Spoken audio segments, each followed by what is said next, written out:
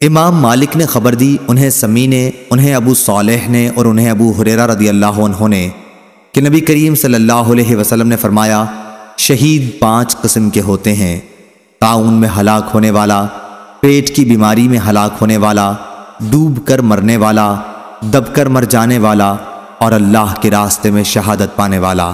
صحیح بخاری حدیث نمبر 2829۔ امام مالک نے خبر دی، انہیں ابن شہاب نے، انہیں عیسیٰ بن طلحہ نے، انہیں عبداللہ بن عمر رضی اللہ عنہ نے کہ نبی کریم صلی اللہ علیہ وسلم حجۃ الوداع کے موقع پر اپنی سواری پر بیٹھے ہوئے تھے اور لوگ آپ سے مسائل معلوم کیے جا رہے تھے۔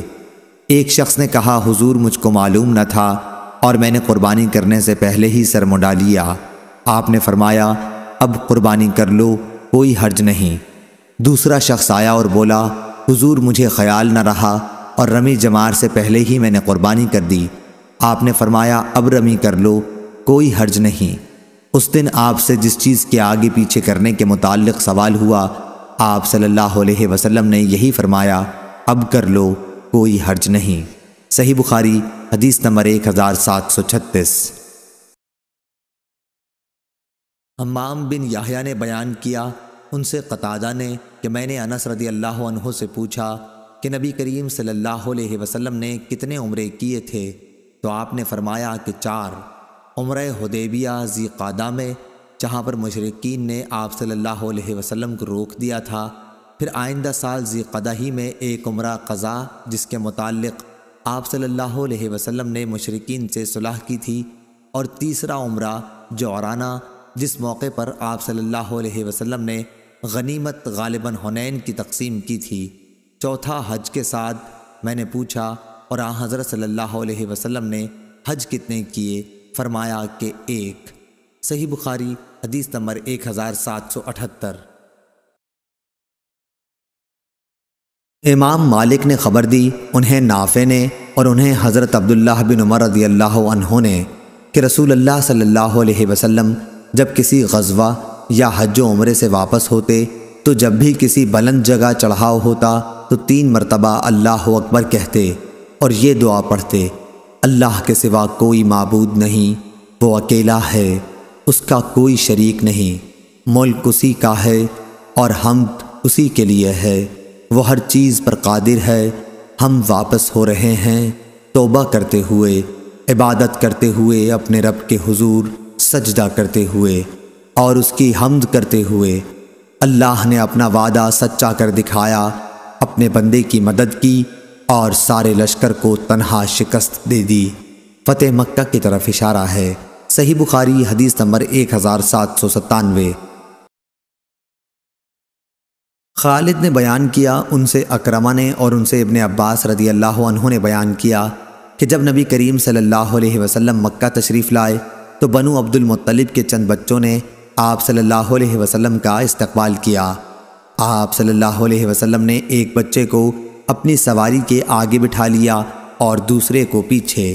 صحیح بخاری حدیث نمبر 1798۔ انس بن عیاض نے بیان کیا، ان سے عبید اللہ نے، ان سے نافع نے اور ان سے حضرت عبداللہ بن عمر رضی اللہ عنہ نے کہ نبی کریم رسول اللہ صلی اللہ علیہ وسلم جب مکہ تشریف لے جاتے تو مسجد شجرہ میں نماز پڑھتے اور جب واپس ہوتے تو ذوالحلیفہ کی وادی کے نشیب میں نماز پڑھتے۔ آپ صلی اللہ علیہ وسلم صبح تک ساری رات وہیں رہتے۔ صحیح بخاری حدیث نمبر 1799۔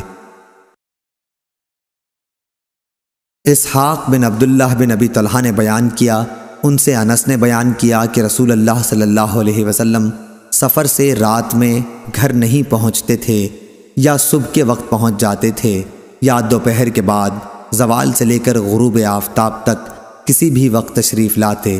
صحیح بخاری حدیث نمبر 1800۔ شعبہ نے بیان کیا، ان سے محارب بن دثار نے اور ان سے جابر رضی اللہ عنہ نے کہ رسول اللہ صلی اللہ علیہ وسلم نے سفر سے گھر رات کے وقت اترنے سے منع فرمایا۔ صحیح بخاری حدیث نمبر 1801۔ حمید طویل نے خبر دی، انہوں نے انس بن مالک رضی اللہ عنہ سے سنا کہ آپ نے کہا کہ جب رسول اللہ صلی اللہ علیہ وسلم سفر سے مدینہ واپس ہوتے اور مدینہ کے بالائی علاقوں پر نظر پڑتی تو اپنی اونٹنی کو تیز کر دیتے، کوئی دوسرا جانور ہوتا تو اسے بھی ایڑ لگاتے۔ ابو عبداللہ امام بخاری نے کہا کہ حارث بن عمیر نے حمید سے یہ تلفظ زیادہ کیے ہیں کہ مدینہ سے محبت کی وجہ سے سواری تیز کر دیتے تھے۔ صحیح بخاری حدیث نمبر 1802۔ عبداللہ بن مسلمہ قامبی نے بیان کیا، ان سے مالک نے، سمی سے، ان سے ابو صالح نے اور ان سے ابو ہریرہ رضی اللہ عنہ نے بیان کیا کہ نبی کریم صلی اللہ علیہ وسلم نے فرمایا، سفر عذاب کا ایک ٹکڑا ہے، آدمی کو کھانے پینے اور سونے ہر ایک چیز سے روک دیتا ہے، اس لیے جب کوئی اپنی ضرورت پوری کر چکے تو فوراً گھر واپس آ جائے۔ صحیح بخاری حدیث نمبر 1804۔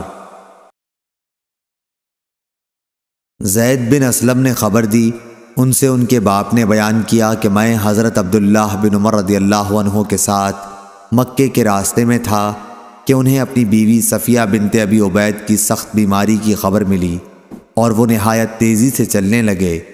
پھر جب سرخی غروب ہو گئی تو سواری سے نیچے اترے اور مغرب اور عشاء ایک ساتھ ملا کر پڑھیں۔ اس کے بعد فرمایا کہ میں نے رسول اللہ صلی اللہ علیہ وسلم کو دیکھا کہ جب جلدی چلنا ہوتا تو مغرب میں دیر کر کے دونوں عشاء اور مغرب کو ایک ساتھ ملا کر پڑھتے تھے۔ صحیح بخاری حدیث نمبر 1805۔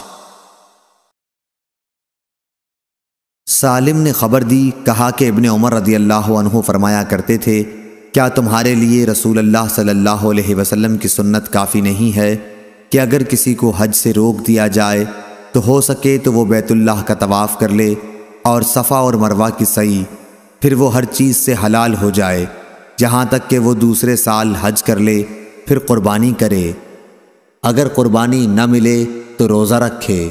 صحیح بخاری حدیث نمبر 1810۔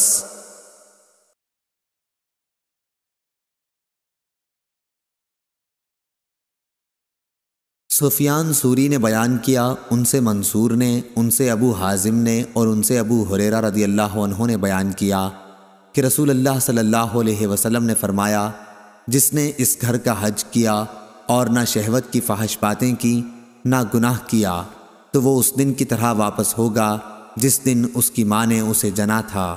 صحیح بخاری حدیث نمبر 1820۔ عروہ بن زبیر نے خبر دی اور انہیں ام المومنین حضرت عائشہ صدیقہ رضی اللہ عنہا نے خبر دی کہ رسول اللہ صلی اللہ علیہ وسلم نے فرمایا، 5 جانور ایسے ہیں جو سب کے سب موذی ہیں اور انہیں حرم میں بھی مارا جا سکتا ہے، کوا، چیل، بچھو، چوہا اور کاٹنے والا کتا۔ صحیح بخاری حدیث نمبر 1829۔ ابراہیم نے اسود سے بیان کیا اور ان سے عبداللہ رضی اللہ عنہ نے بیان کیا کہ ہم نبی کریم صلی اللہ علیہ وسلم کے ساتھ منا کے غار میں تھے کہ آپ صلی اللہ علیہ وسلم پر سورہ والمرسلات نازل ہونی شروع ہوئی، پھر آپ صلی اللہ علیہ وسلم اس کی تلاوت کرنے لگے اور میں آپ کی زبان سے اسے سیکھنے لگا۔ ابھی آپ نے تلاوت ختم بھی نہیں کی تھی کہ ہم پر ایک سانپ گرا۔ نبی کریم صلی اللہ علیہ وسلم نے فرمایا کہ اسے مار ڈالو، چنانچہ ہم اس کی طرف لپکے لیکن وہ بھاگ گیا۔ اس پر حضرت صلی اللہ علیہ وسلم نے فرمایا کہ جس طرح تم اس کے شر سے بچ گئے وہ بھی تمہارے شر سے بچ کر چلا گیا۔ حضرت ابو عبداللہ امام بخاری رحمہ اللہ نے کہا کہ اس حدیث سے میرا مقصد صرف یہ ہے کہ منا حرم میں داخل ہے اور صحابہ نے حرم میں سانپ مارنے میں کوئی حرج نہیں سمجھا تھا۔ صحیح بخاری حدیث نمبر 1830۔